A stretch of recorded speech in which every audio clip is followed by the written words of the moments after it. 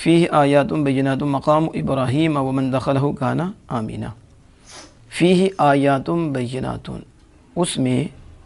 آیات بینات واضح نشانیاں ہیں، منہا آیات منہا، شارح نے یہاں منہا کو محذوف نکالا ہے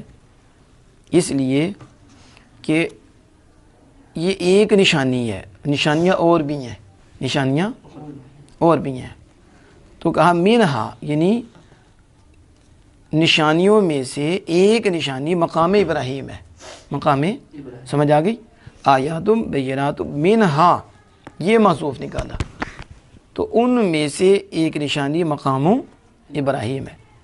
مقام ابراہیم کیا ہے؟ کہتے ہیں شارح کہتے ہیں ای الحجر الذی قام عند بناء البیت فاثر قدماہ فیہ وبقی الی الآن ما تطاول الزمان وتداول الایدی علیہ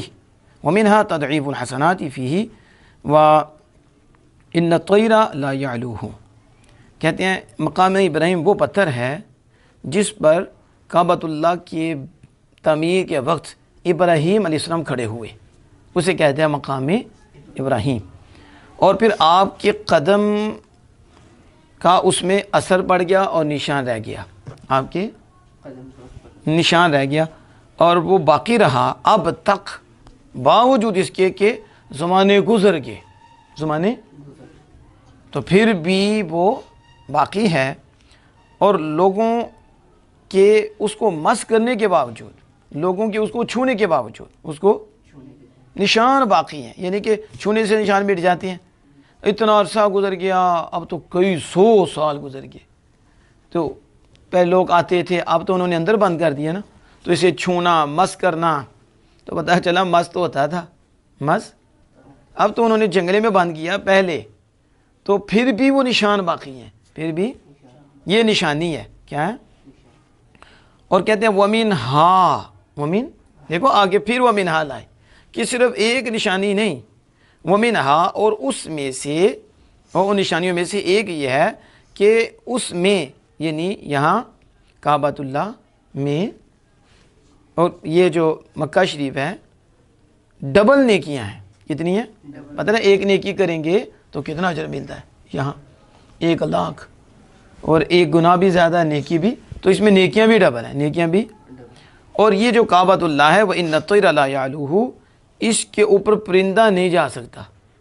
اس کے اوپر سے پرندہ نہیں گزر سکتا، اس کے اوپر سے وَإِنَّ الطَّيْرَ لَا، یہ بھی نشانی ہے، اس لیے شارح نے منہا نکال کر کہا کہ ایک نشانی یہ ہے اور باقی نشانیاں اور بھی ہیں، باقی وَمَنْ دَخَلَهُ كَانَ آمِنًا، اور جو اس میں داخل ہوا وہ امن پا گیا، یہ بھی نشانی ہے، جو اس میں وہ بھی امن، یعنی لا يتعرضه له بقتل او ظلم او غیر ذلك، کہ کوئی قتل کے ساتھ اس کے پیدر پہ نہیں ہوتا، اور نہ ہی ظلم کے ساتھ، نہ اس کے علاوہ کے ساتھ، کیونکہ اس نے پناہ لے لی ہے کعبہ میں، آگے اس کی وضاحت آئے گی۔ وَلِلَّهِ عَلَى النَّاسِ حِجُّ الْبَيْتِ مَنِ اسْتَطَاعَ إِلَيْهِ سَبِيلًا، اور اللہ کے لیے لوگوں پر اللہ کے گھر کا حج کرنا فرض ہے، اللہ کے ان لوگوں پر جو اس کی طرف چلنے کی طاقت رکھتی ہیں، من استطاع الیہ سبیلا، جو اس کے راستے کی طرف، اس راستے کی طرف چلنے کی طاقت رکھتی ہیں۔ شارح کہتے ہیں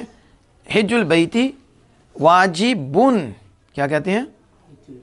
واجبن، یعنی یہ بتا رہے ہیں کہ للہ، یہ خبر مقدم ہے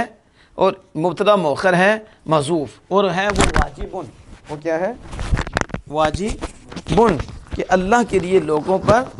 حج کرنا فرض ہے جو اس کی طرف چلنے کی طاقت رکھتے ہیں، تو واجبن حج البیتی، حج کہتے ہیں بکسر الحاء و فتحہا، اس کی دونوں لغتیں ہیں، حج بھی پڑھا جاتا ہے اور حج بھی، کیا؟ حج بھی، لغتان یہ دونوں لغتیں ہیں فی مصدر حجہ، حجہ کے مصدر میں، کس کے؟ حجہ کے مصدر میں، حج بھی مصدر اور حجن بھی مصدر، معنی ایک ہی ہے، بمعنی قاصدہ، حجہ بمعنی اس نے ارادہ کیا، تو حج ان کا معنی ارادہ کرنا اور قصد کرنا۔ وَيَبْدُلُ مِنَ النَّاسِ، وَيَبْدُلُ مِنَ النَّاسِ، یہ جو من استطاع الیہ سبیلا ہے، من استطاع، یہ علی الناس سے بدل ہے، علی الناس سے بدل بعد یا بدل اشتمال، یعنی سارے لوگوں پر تو فرض نہیں ہے، جس پر استطاعت ہے اس پہ فرض ہے، تو اس لیے من استطاع جو ہے یہ علی الناس پہ بدل بنے گا، اور الناس مبدل بنے گا، کیا بنے گا؟ اور یہ بدل بنے گا۔ سبیلاً طریقاً، شارح نے سبیل کی شرح طریق سے کی ہے، یعنی جو اس کی طرف چلنے کی طاقت رکھتا ہے، اس کی طریقے راستے کی استطاعت رکھتا ہے، راستے کی استطاعت رکھتا ہے۔ کیا فسرہ صلی اللہ علیہ وسلم بالذات والراحلۃ، تو نبی اکرم صلی اللہ علیہ وسلم نے سبیل کی خود تفسیر کی، سبیل کی ذات اور راحلہ یعنی سامان توشہ اور سواری، سامان توشہ یہ ہے سبیل، کہ جس کے بعد سامان بھی ہو، توشہ بھی ہو، کیا ہو؟ توشہ بھی ہو اپنے لیے وہاں جانے کا، اور وہاں رہ کر جو ضروریات ہیں وہ بھی اس کے پاس ہو کہ وہ اس کو استعمال کر سکے، ادھر جا کے اس کی ضرورت پوری ہو، اور پیچھے جو چھوڑ کے جا رہا ہے ان کی بھی ضروریات کا انتظام کرنے کا اس کے پاس سامان ہو، تو اسے انتظام کر کے جائے، انتظام کر کے جائے، اور راستہ بھی امن والا ہو، راستہ بھی امن والا ہو، سواری بھی ہو، وہ توشہ بھی ہو، تو پھر اس پہ فرض ہوگا، وہ بھی مرد ہو، عورت ہو تو اگر محرم نہ ہو تو پھر اس پہ بھی فرض نہیں ہوگا، اس کے ساتھ محرم ہے، کیا ہے؟ ومن کافرہ، اور جو کفر کرے اللہ کا، یا بما فرضہ من الحج، یا اس کا جو اس نے حج فرض کیا، تو حج فرض کا یہ فرض ہی نہیں ہے، اس کا انکار کرے،